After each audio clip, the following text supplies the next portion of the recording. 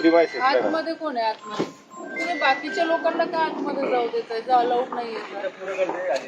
तिथे पूर्ण गर्दी आहे. लोक जे लिस्ट मध्ये नाव आहेत ते तर मतदान करतील ना. ते थांबवणारे कोण आहे? ते थांबवणारे लोक आहेत. कसं काय कोणी नाही साहेब? हे 3 लोक तुम्ही रिटर्न पाठवता. तिथपर्यंत गाडी नाही. तिथपर्यंत गाडी कशी काय पाठवताय तुम्ही? काय असं काही नाही साहेब. उगाच काहीतरी हे करू नका बरं. उगाच तुम्ही घरी बसता. चुकीचं काम करू नका. जे नियमात आहे, नियम सगळ्यांना सारखे आहे. मग त्यांना वेगळे काही नियम आहे का? हे तर करू नका. तुम्ही जा घरी. तुम्ही कसं काय त्यांच्या गाड्या आतमध्ये सोडता? मग सगळ्यांच्याच गाड्या आतमध्ये सोडा. त्यांची लोक मतदान करू देणार नाही तिथे. इतकं थोडं धांदल्या चालतील.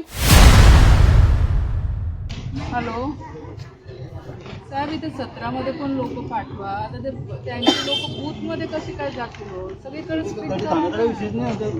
दमदाटी करतात बूथच्या जवळ जाऊन.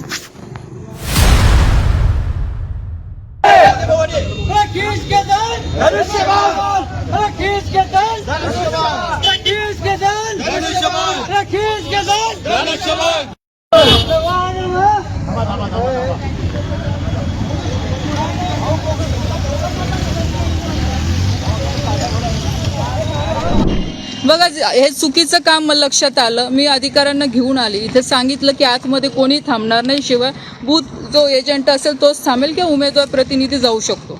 पण आता जो काही तुम्ही पण प्रकार बघितला की कशा पद्धतीने इथे दादा केल्या जात आहे, अधिकाऱ्यांवर तिथे ओरडलं जात आहे, चुकीचं आहे. थांबवणं आमचं काम आहे.